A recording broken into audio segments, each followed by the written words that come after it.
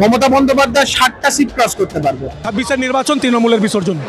আমি তো একটা ভারতবর্ষের মুসলমান, প্রথমে আমি হিন্দু, ভারতবর্ষের ধর্মনিক হিসেবে আমি ভারতবর্ষের একটা হিন্দু, তারপরে আমার ধর্ম মুসলমান, আমি ইসলাম ধর্ম মানি। আমাকে তো কেউ বাধা দেয় না। বিজেপি ক্ষমতায় আসবে কেন? ক্ষমতা কেন আসবে না? এই চোরেদের বিসর্জন দেওয়ার জন্য আসছে। চোরেদের বিসর্জন দিতে হবে তার জন্য। মাথায় মাথায় Narendra Modi is a great. I love him, I respect him, and always I am standing with Narendra Modi because he is not a prime minister. He is a gentleman and he is talented and he can do everything what he thought. আমার নাম কাজী BJP. Narendra Modi জি আসছেন, প্রত্যেক কটা কার্যকর্তার কাছে এটা আনন্দের মুহূর্ত। তিনি পশ্চিমবঙ্গবাসীর জন্য এই উপহার একগুচ্ছ উপহার নিয়ে আসছেন, আমাদের কাছে এটা পরম পাওনা। ভারতবর্ষ এমন একজন কর্মযোগী প্রধানমন্ত্রী পেয়েছেন, এটা সব ভারতবর্ষের প্রত্যেকটা ভারতীয়র কাছে এটা একটা পরম সৌভাগ্যের ব্যাপার। উনি আমাদের মধ্যে আসছেন, বাঙালি হিসাবে আমরা গর্বিত। যে প্রকল্প মমতা বন্দ্যোপাধ্যায়ের কারণে প্রায় 10 বছরের উপর আটকে ছিল, এই আটকে থাকার ফলে প্রজেক্ট কস্ট প্রায় 120% এসকেলেট করেছে। সেই প্রজেক্ট আজকে বাস্তবায়ন হচ্ছে, সেই প্রজেক্ট আজকে মানুষ দেখছে, যেটা আলটিমেটলি সেটা ফলপ্রসূ হচ্ছে, সেটা আলটিমেটলি ইমপ্লিমেন্টেড হচ্ছে, সেটা চালু হচ্ছে। দেখুন, মুখ্যমন্ত্রী শিলান্যাসে বিশ্বাসী, আর আমাদের প্রধানমন্ত্রী, আমাদের মহান নেতা যশস্বী প্রধানমন্ত্রী নরেন্দ্র মোদীজি, তিনি দ্বারক গঠনে বিশ্বাসী। তো একজন শুধুমাত্র পরিকল্পনা করায় আর একজন পরিকল্পনাটাকে রূপায়ণ করায় বিশ্বাসী। এটাই তফাৎ। 26-এর নির্বাচনটা হতে দিন, বাংলার মানুষকে ভোট দিতে দিন, নির্বাচনটা নির্বাচনের মতন হতে দিন, তারপরে এই এসআইআর ইমপ্লিমেন্টেশনটা অ্যাপ্রোপ্রিয়েট ওয়েতে হোক। মমতা বন্দ্যোপাধ্যায় 60টা সিট ক্রস করতে পারবে। মমতা বন্দ্যোপাধ্যায় 60টা সিট ক্রস করতে পারবে না যদি প্রপারলি এসআইআর ইমপ্লিমেন্টেশন হয় আর যদি প্রপারলি বাংলার মানুষ ভোট দিতে পারে। দেখুন, মমতা বন্দ্যোপাধ্যায় চিরকাল তো এই মেশিনারিটাকে কাজে লাগান, যেহেতু এই মেশিনারিটা ম্যাক্সিমাম রাজ্য সরকারি কর্মচারীদের উপর অনেকটা নির্ভর করে। তো সেই ক্ষেত্রে মমতা বন্দ্যোপাধ্যায় এই মেশিনারিটাকে কাজে লাগান। ইলেকশন কমিশন যদি কড়া হাতে এটাকে দমন করে, এই মেশিনারিটাকে কাজে লাগানোর বিষয়টা, তাহলে মমতা বন্দ্যোপাধ্যায় দাঁত ফোটাতে পারবে। বিজেপির সাথে তৃণমূলের লাস্ট ভোটে লোকসভা নির্বাচনের নিরিখে দেখতে গেলে 42 লক্ষ ভোটের তফাৎ। ইতিমধ্যে ভারতীয় জনতা পার্টি প্রায় 17.5-18 লক্ষ যে ভুয়ো ভোটার, তার তালিকা আমরা তুলে দিয়েছি। এটাই যদি অ্যাপ্রোপ্রিয়েট ওয়েতে ইমপ্লিমেন্ট করা যায়, আমাদের মনে হয় মানে কোটিখানেক কাছে ভোটার বাদ যাবে। ভালো মতো নির্বাচন হলে ও জিততে পারবে। 7.5 লক্ষ ভোটে জেতা, বললাম তো 7.5 লক্ষ ভোটে জেতা, এবং সম্পূর্ণটা সেই নিয়ে তো মামলা হয়েছে। বিরোধী দলের টুইট করেছিলেন সেই সময়, ইভিএম এর উপরে টেপ লাগানো, এই লাগানো, বললেন তো মেশিনারিকে কাজে লাগিয়ে তারা নির্বাচন জেতে। প্রপার নির্বাচন হলে দেখতে পারবেন এর কি অবস্থা হয়, কি করুণ অবস্থা হয়। দেখুন, এটা হচ্ছে এই সভাটার নাম আপনি দেখতে পাচ্ছেন, জলজল করে লেখা আছে পরিবর্তন সংকল্প সভা। জয় হচ্ছে আমাদের লক্ষ্য, পরিবর্তন হচ্ছে আমাদের সংকল্প। পশ্চিমবঙ্গের মানুষকে পরিত্রাণ দিতে হবে, পশ্চিমবঙ্গের মানুষকে মুক্তি দিতে হবে এই অত্যাচারী শাসন ব্যবস্থার হাত থেকে। তাই প্রধানমন্ত্রীর আশা, আমরা প্রতিজ্ঞাবদ্ধ হচ্ছি প্রধানমন্ত্রীকে সামনে রেখে যে আমরা এই রাজ্যে পরিবর্তন ঘটিয়েই ছাড়ব। দেখুন, মমতা বন্দ্যোপাধ্যায়ের মতন অতিরঞ্জিত, অতি নাটকীয় না করে স্পষ্টতভাবে বাংলার অলিতে গলিতে আনাচে কানাচে কান পেতে শুনুন, প্রত্যেকটা মানুষ একটা জিনিসই চায়, আজকে পরিত্রাণ চায় আর এই শাসন ব্যবস্থা পরিবর্তন চায়। প্রত্যেকটা বাঙালির মনের মধ্যে প্রধানমন্ত্রীকে আলাদা করে বাড়ি বানাতে হবে। প্রত্যেকটা বাঙালির মনে প্রধানমন্ত্রী আছে, মুখ্যমন্ত্রী তাই নিয়ে এত ভয় থেকে এই ধরনের কথাবার্তাগুলো মুখ্যমন্ত্রী বলছেন। মুখ্যমন্ত্রী বুঝতে পারছেন 26-এ ওনার বিদায় আসন্ন, তাই প্রধানমন্ত্রী আসলে ওনার এত গাফিলতি। পাগল ছাগলের মতন বলছে। দেখুন, আমি আপনাকে একটা শুধু বলতে পারি যে প্রত্যেকটা মানুষ হচ্ছে মোদিজির পরিবার। মোদিজির করে আলাদা করে কোনো পরিবার নেই যেখানে 35টা-40টা প্লট দখল করে বসে থাকতে হবে, ভাইপোকে রাজনীতিতে মাথায় বসাতে হবে, কিছু করতে হবে। মোদিজির সে দায়বদ্ধতা নেই। মোদিজির কাছে গোটা ভারতবর্ষটা তার পরিবার, আর আমরা সবাই মোদির পরিবারের সদস্য। কুণাল ঘোষ খিস্তি না খেলে ওনার রাতের ঘুম হয় না। উনি সকালে একটা বাউন্সার মেরে দিলেন, উনি ভাবলেন সারা মিডিয়া ওনাকে গিয়ে ক্যাপচার করবে। এতই যদি তৃণমূল বা মমতা ব্যানার্জি, তৃণমূলের যিনি সুপ্রিমো, যদি চিন্তা ভাবনা করতেন রেলওয়েকে নিয়ে, তাহলে আজকে কলকাতার হাল এত বেহাল হতো না। জায়গা জমি দিলে আজকে রেলওয়ে ডিপার্টমেন্টের এত সময় লেগে যেত না। আজকে যে কাজগুলো হয়েছে সেটা সত্যি 3-4 বছর আগে হয়ে যাওয়া উচিত ছিল, কিন্তু এটাতেও তৃণমূল কংগ্রেস রাজনীতি করছেন এবং প্রশ্ন করছেন আমাদের উপর যে আমরা নাকি এটা নিয়ে করছি, রাজনীতি করছি। আজকে আপনি বলুন না, কলকাতা বিজেপিকে কি দিয়েছে? মাত্র 3টে কাউন্সিলর, না আমাদের এমপি, না আমাদের এমএলএ। তারপরেও আমাদের প্রধানমন্ত্রী কলকাতায় এসে এত বড় একটা উপহার দিচ্ছেন দুর্গাপুজোর আগে। সেখানে কুণাল ঘোষের মতো একজন জেল খাটা চোরটা আসামি কি বলছে? মুখ্যমন্ত্রী মমতা ব্যানার্জি নাকি এগুলো নিয়ে চিন্তা ভাবনা করেছিল না। রে বাবা রে বাবা। আর মানুষ এখানকার বোকা আছে যে উনি যাই বলবে তাই বিশ্বাস করে নেবেন। রেলওয়েতে কারা আগুন লাগায় সেটাকে আগে ধরো। আমরা রেলওয়ে যখন ট্রেন শুরু হয় তখন নারিয়েল ভেঙে পুজো দিয়ে বিশ্বকর্মা, মানে যাকে আমরা বলি লোহা হচ্ছে বিশ্বকর্মা, যাকে আমরা পুজো করি, আমরা পাথর ছুঁড়ি না।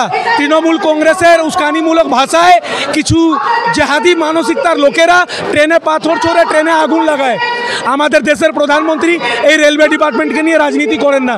এতই যদি রাজনীতি করার থাকতো তাহলে দুর্গাপুজোর আগে এই উপহারটা দিত না, আমাদের ইলেকশনের 2 মাস আগে দিত। শুনুন,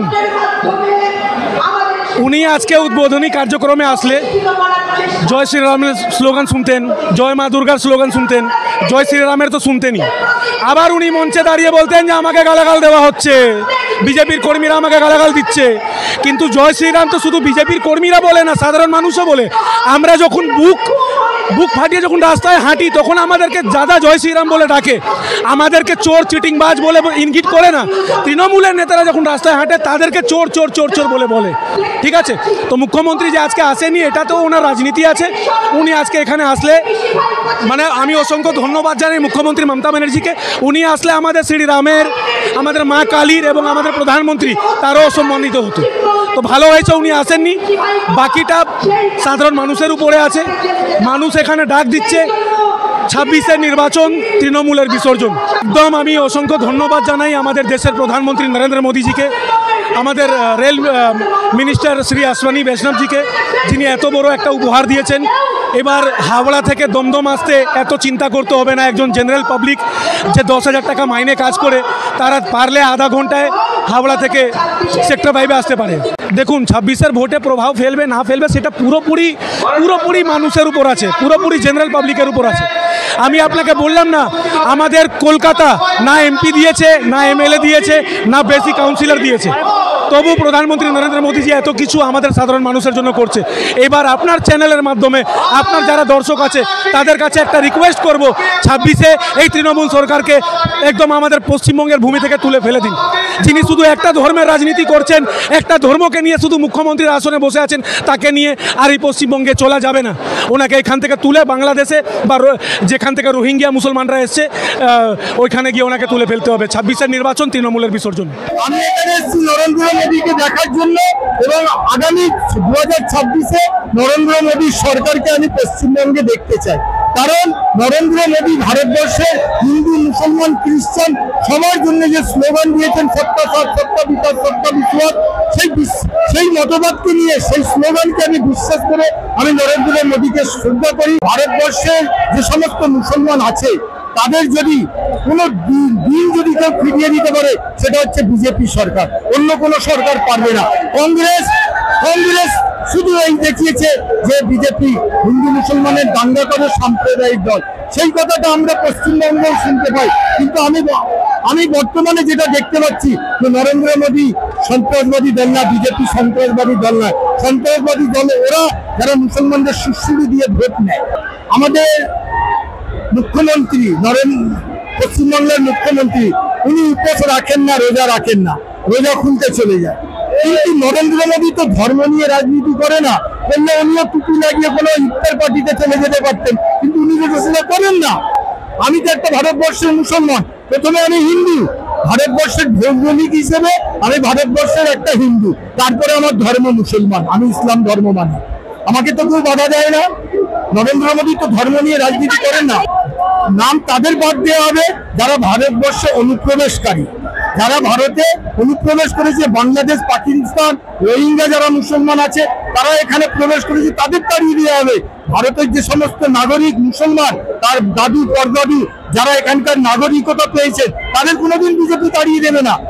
এদের অসুবিধা হচ্ছে এই জন্য ওই সমস্ত লোকগুলোকে এদের ভোট করায়, ওই ভোটেতেই তো বিজয়ী হয়। আরে কি বলছেন ভুয়ো ভোটার, মৃতদের ভোটার, সব সব সব সব সব সব সব এদের কাছে আছে, তাদের পুরো চার্টগুলো আছে। সেই নামগুলো বাতিল হবে বলে এনারা চাইছেন না যে তা হোক। 26-এ ক্ষমতায় আমি তো পশ্চিমবাংলার মানুষকে বলবো, হিন্দু মুসলিম সবাইকে বলবো যে আপনারা নরেন্দ্র মোদী বিজেপি সরকারকে ভোট দিয়ে পশ্চিমবঙ্গের পরিবর্তন করুন, আপনাদেরও পরিবর্তন হবে। দেখুন, কে কোথায় বাড়ি বানাবে না বানাবে সেটা তার নিজস্ব ব্যাপার। উনি যদি অত দরদি হন তাহলে একটা প্রধানমন্ত্রীকে বাড়ি বানিয়ে দিন। প্রধানমন্ত্রী এখানে কেন থাকবে? প্রধানমন্ত্রী তো পার্লামেন্টে থাকবে, দিল্লিতে থাকবে। উনি যদি এটা ভুল বলে থাকেন, ভুল বলেছেন।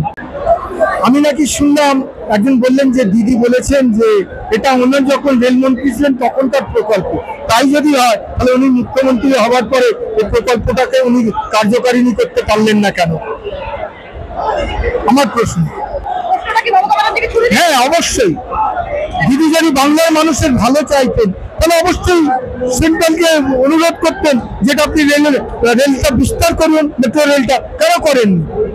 এখন নরেন্দ্র মোদী এসে উদ্ঘাটন করছেন বলে Narendra Modi is a great, I love him, I respect him, and always I am standing with Narendra Modi because he is not a prime minister. He is a gentleman and he is talented and he can do everything what he thought.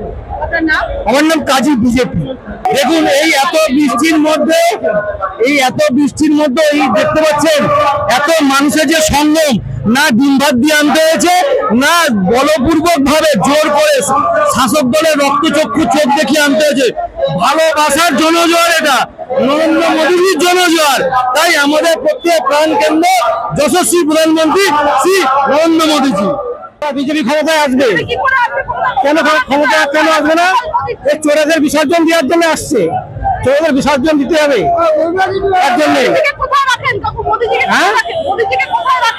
মাথায় মাথায় উনি বাঘিনী কবে হলেন? উনি যদি বাঘিনী হন তাহলে ওনার এক ভাই আছে অনুব্রত মন্ডল, উনিও বলে বাঘ। বাঘ তো 2 বছর জেল খেটে এলো, তাহলে বাঘিনীও হয়তো জেল অপেক্ষা করছে, তিহার জেলে বাঘিনীও যাবে। আমাদের বিলটা এর মধ্যেই পাস হয়ে যাবে যে 1 মাস অব্দি কোনো রাজনৈতিক নেতা যদি জেল খাটে তাহলে তার পদ বহিষ্কৃত হবে।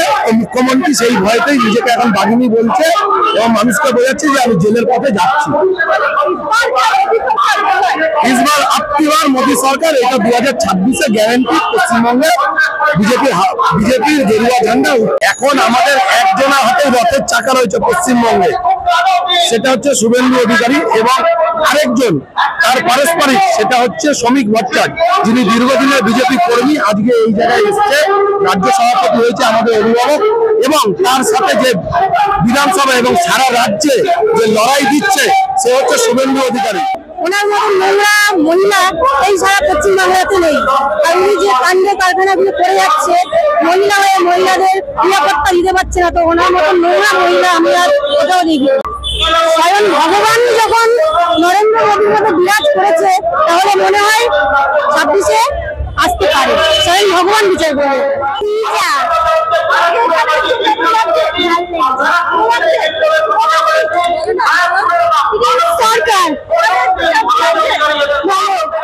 প্রধানমন্ত্রী ভারতের কাণ্ডারি, তিনি দেশ বিদেশে প্রচুর সমাদর লাভ করেছেন, প্রচুর দেশের বিশ্বাস অর্জন করেছেন। পাকিস্তান যে হামলা করেছে পহেলগামে, তার যোগ্য জবাব দিয়েছেন। এই জন্য সারা বিশ্ব মোদীকে ধন্যবাদ জানায়।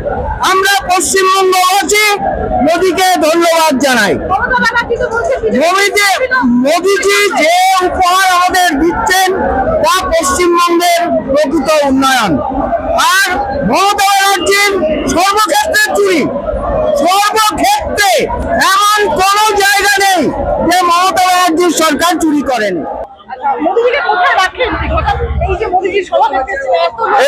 এইখানটা এই জায়গা ঠিক এই জায়গা না, রাহুল গান্ধী ওকে ক্যালকুলেশনে আনি না, ওকে আমরা ক্যালকুলেশনে কি বলে আলু ঢোকালে সোনা বেরোবে, ওসব দরকার নেই আমাদের। আমাদের ভাত পেলে হলো, কাজ পেলে হলো, পেলে হলো। দারুণভাবে উপকার হবে। আমরা যেহেতু ব্যবসা করি ঠিক আছে, কিন্তু আমার মনে হয় যে আমাদেরও যেতে হয় কলকাতার দিকে বা চাকরি করে। রাস্তাঘাটের এত অবস্থা খারাপ, বিশেষ করে বৃষ্টির সময় জল জমে একেবারে অবস্থা খারাপ। তার থেকে মেট্রোতে গেলে আমার মনে হয় যে অনেকটা সময়ও বাঁচবে লোকের, এই সময়টা লোকে অন্য কাজে দিতে পারবে, আরও ভালো হয়ে যাবে। রাস্তাঘাটের খুব পরিস্থিতি খারাপ, তার জন্য মনে হয় মেট্রোটা আসা খুব উপকার হবে। কারণ যেইভাবে উন্নয়ন হচ্ছে, শুধু মেট্রো না, আশা করি আমাদের ভারতবর্ষের মধ্যে পশ্চিমবঙ্গ আরও উজ্জ্বল করবে। আমরা চাই যে এখানে আরও অনেক কলকারখানা আসুক, যারা নাকি রাস্তায় বসে আছে শিক্ষকরা, তারা স্কুলে যাক, পৌঁছাক, আর জানি কারো মা বা মেয়ের এইরকম ধর্ষণ না হয়। আমরা এটাই চাই। নরেন্দ্র মোদী আজকে এসছেন, তাদের কাছে আমাদের একটাই প্রার্থনা, তিনি যেইভাবে উন্নয়ন করছেন সারা দেশে, আশা করি ভারতবর্ষের মধ্যে আমাদের পশ্চিমবঙ্গকেও এইভাবেই উন্নতি করুক। তার জন্য তিনি আমাদের মধ্যে তাড়াতাড়ি চলে আসুক, আমরা এটাই চাই। অবশ্যই প্রভাব ফেলবে, শুধু মেট্রো উদ্বোধন না, আজকে নরেন্দ্র দামোদর দাস মোদী যে সমস্ত জনদরদী প্রকল্পগুলো করছে, এটা অবশ্যই প্রভাব ফেলবে। বিকশিত ভারত আজকে এগিয়ে চলেছে, সম্পূর্ণভাবে এগিয়ে চলেছে, এটা অবশ্যই প্রভাব ফেলবে 2026-এর ভোটে। 26-এর ভোটে প্রভাব না, 26-এর ভোটে এমনিতেই মমতা ব্যানার্জি উল্টাবে, এমনিও উল্টাবে। কেন উনি 15 বছরে যা বাংলায় করেছে, এই দুর্নীতিবাজ সরকার এমনিতেও মে মাসে নবান্ন থেকে সরতে হবে। আমি মনে করি মে মাসে নবান্ন থেকে ওকে সরে গেলে ইলেকশন কমিশনার এসআইআর চালিয়ে যাক 6 মাস, রাষ্ট্রপতি শাসন দিয়ে। 6 মাসে হবে না, এক্সটেনশন 3 মাস করা যায় আইনত, সেই 3 মাস করে আগামী জানুয়ারি ফেব্রুয়ারিতে ভোটটা হোক 2027-এ, তাহলে পরে সরকার কার্যকরী বিজেপি আসবে ক্ষমতায়। 100 বার পড়বে, কেন পড়বে না? পড়বেই। 26-এ বিসর্জন হবেই হবে, দাদাই আসবে, দিদির বিসর্জন হবে, তৃণমূলের বিসর্জন হবেই হবে, দেখতে থাকবেন। আমাদের কমিউনিকেশনটা ভালো হবে। কমিউনিকেশন ভালো হলে লোকের, ইন্ডাস্ট্রির লোকে যাতায়াত করতে পারবে, যেটা এখন কাছে বাড়ি না হলে হয় না। 1 নম্বর। 2 নম্বর, কিছু ফাটকাবাজ আছে অটোওয়ালাদের, যারা 5 টাকার ভাড়াটা 50 টাকা চায় অফ টাইমে বা এতে ভিড় হলে, সেইটা ভালো হবে। মিছিলে রাস্তা আটকাবে না, এগুলো তো সুবিধা আছে ডাইরেক্ট। এছাড়া তো একটা আছে স্মার্ট সিটিতে, তার সব কিছু তো ঠিক থাকা দরকার। স্মার্ট সিটিতে যদি কমিউনিকেশন ঠিক না থাকে তো সব কিছু গন্ডগোল হয়ে যায়, যেটা ব্যাঙ্গালোরে হচ্ছে এখন। অনেকটাই সুবিধা হয়েছে, অনেকটাই সুবিধা, যে জন্য আমরা গাড়ির জিনের জামে রাস্তা ফেসে যাচ্ছিলাম। রাস্তা জ্যাম, সিগন্যাল, বৃষ্টি, রাস্তা খারাপ, এটা দিয়ে মেট্রো আমাদের কতটা টাইম সেভ হয়েছে আর কতটা সুবিধা হয়েছে, এটা বলা যাবে না। 100 বিজেপি আমাদের কোনো আর প্রকল্প নেই, বাংলায় দিদি পুরো শেষ করে ফেলেছে, এর ছাড়া কোনো উপায় নেই। একমাত্র আমরা মোদিজিকে ভরসা, ও ছাড়া আর কোনো ভরসাই নেই আমাদের, এটা আমরা বলতে পারি। সুবিধা হবে। দীর্ঘ ভোগান্তি আপনারা দেখছেন, যশোর রোড ধরে দীর্ঘদিন ধরে যশোর রোডের রাস্তা প্রচণ্ড খারাপ। যেতে কৈখালিতে যে আজকে সিগন্যালটা ক্রস করতে আমাদের 1 ঘন্টা সময় লাগে। আজকে আমরা এয়ারপোর্ট থেকে আমরা যদি মেট্রো চাপি, সমস্ত শহরের যে কোনো জায়গায় আমরা কানেক্ট হতে পারবো প্রায় 15 থেকে 20 মিনিটের মধ্যে। যেখানে আমাদের কৈখালি শুধু আমাদের সিগন্যালটা ক্রস করতে 1 ঘন্টা সময় লাগে, রাস্তা এত খারাপ। এইটা অনেক বড় সুবিধা হবে মেট্রো রেলের জন্য।